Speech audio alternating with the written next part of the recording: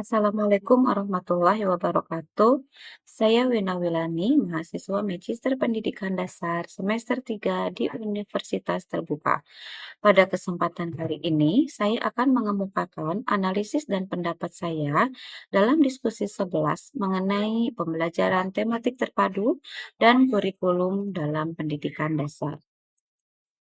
Pembahasan diskusi 11 adalah menganalisis model pembelajaran terpadu yang relevan diterapkan di Indonesia, lalu memaparkan tujuan, fungsi, landasan, prinsip-prinsip, rambu-rambu, serta tahapan pembelajaran tematik terpadu, lalu membedakan antara kurikulum 2013 dan kurikulum Merdeka, serta bagaimana implementasinya di tempat saya bekerja. Pembelajaran terpadu yang paling relevan dengan kurikulum di Indonesia adalah model jaring laba-laba, yaitu model yang menggunakan pendekatan tematik. Pendekatan ini dimulai dengan menentukan tema, lalu dikembangkan menjadi subtema.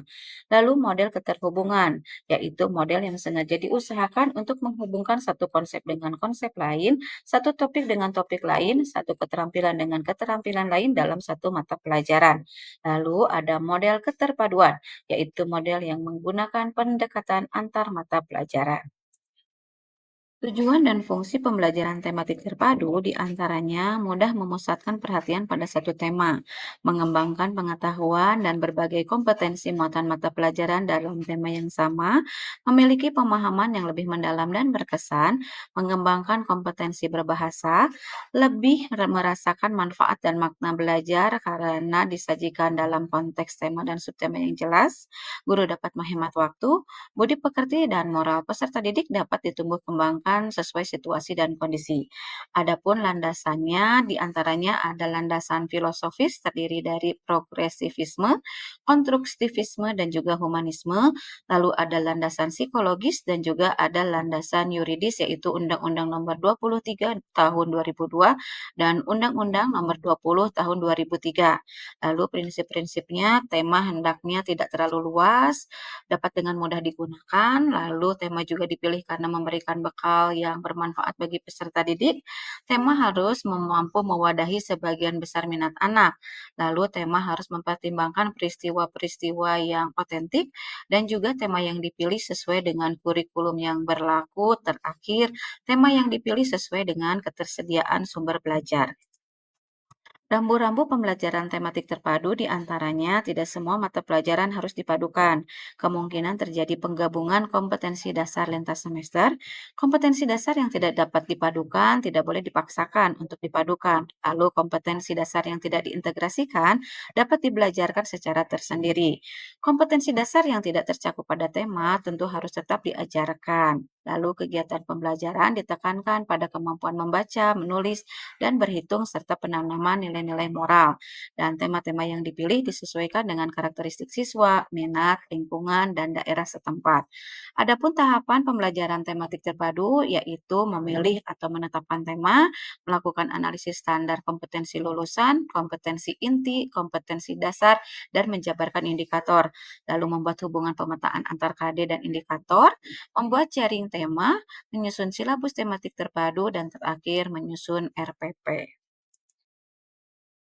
Perbandingan kurikulum 2013 dan kurikulum Merdeka dapat dijelaskan sebagai berikut. Pada aspek rangka dasar, kurikulum 2013 memiliki rancangan landasan utama yaitu tujuan sistem pendidikan nasional dan standar nasional pendidikan. Sementara itu, pada kurikulum Merdeka, rancangan landasan utamanya adalah tujuan sistem pendidikan nasional dan standar nasional pendidikan serta mengembangkan profil pelajar Pancasila. Selanjutnya, pada aspek kompetensi yang dituju, kurikulum 2013 menetapkan kompetensi dasar atau KD yang dikelompokkan pada 4 kompetensi inti, yaitu sikap spiritual, sikap sosial, pengetahuan, dan keterampilan, yang disusun dalam poin-poin untuk mencapai KI tiap tahun. Di sisi lain, kurikulum Merdeka menggunakan capaian pembelajaran yang disusun per fase dan dinyatakan dalam paragraf yang merangkai pengetahuan, sikap, dan keterampilan untuk menguatkan kompetensi. Berikutnya, pada aspek struktur kurikulum, kurikulum 2013 mengatur jam pelajaran per minggu, di mana alokasi waktu pembelajaran ditetapkan secara rutin setiap minggu dengan pendekatan pengorganisasian berbasis tematik integratif. Sedangkan pada kurikulum Merdeka, struktur kurikulum terdiri atas pembelajaran reguler yaitu intrakurikuler dan proyek penguatan profil pelajar Pancasila. Diatur per tahun dan dapat diatur secara fleksibel, serta pendekatannya dapat berbasis mata pelajaran, tematik, atau terintegrasi. Kemudian pada aspek pembelajaran, kurikulum 2013 menetapkan pendekatan saintifik pada semua mata pelajaran dan pembelajaran berfokus pada intrakurikuler. Kegiatan kokurikuler bersifat tidak wajib diserahkan pada kreativitas guru.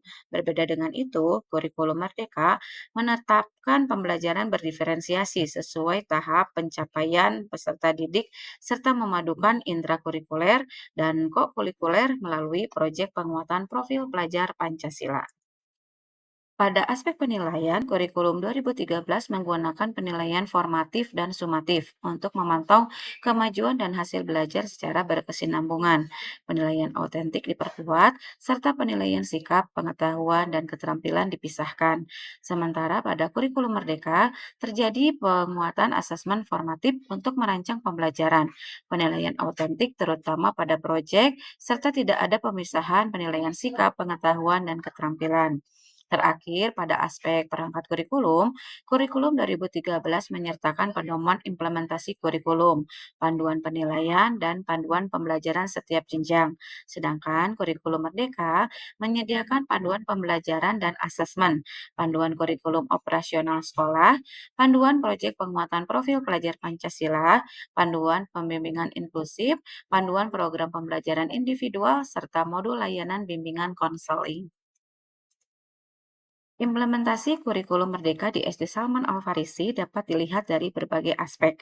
Pertama, KSP memuat visi, misi sekolah yang terintegrasi dengan profil pelajar Pancasila, desain pembelajaran intrakurikuler, dan P5.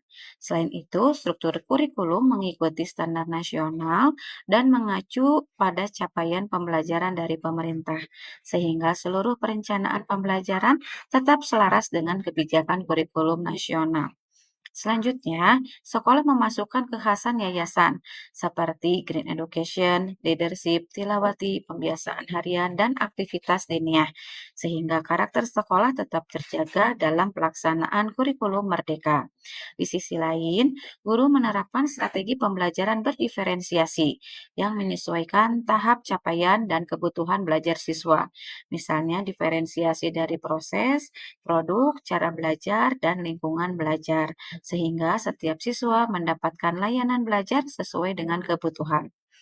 Sebagai sekolah full day, SD Salman Al-Farisi memiliki ruang waktu memadai untuk pelaksanaan proyek P5, sehingga proyek penguatan profil pelajar Pancasila dapat berjalan efektif. Terakhir, dalam aspek penilaian, yaitu penilaian autentik tanpa pemisahan sikap, pengetahuan, dan keterampilan, diterapkan sebagai bagian dari prinsip asesmen kurikulum Merdeka yang holistik. Kesimpulan dalam diskusi 11 adalah pembelajaran tematik terpadu khususnya model webbing, connected, dan integrated merupakan pendekatan yang paling relevan bagi pendidikan dasar di Indonesia karena mampu mengintegrasikan berbagai kompetensi lintas mata pelajaran melalui tema yang bermakna.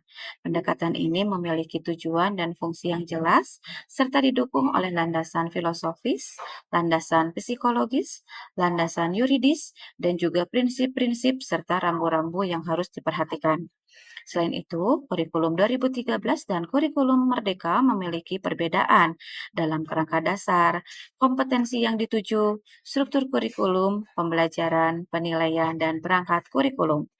Di SD Salman Al-Farisi, kurikulum Merdeka diimplementasikan melalui pembelajaran tematik terpadu pada kelas rendah, penerapan pembelajaran berdiferensiasi, pelaksanaan proyek P5, dan penilaian autentik, sehingga pembelajaran menjadi lebih fleksibel, bermakna, dan sesuai dengan perkembangan siswa.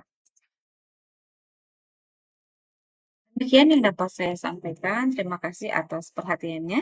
Wassalamualaikum warahmatullahi wabarakatuh.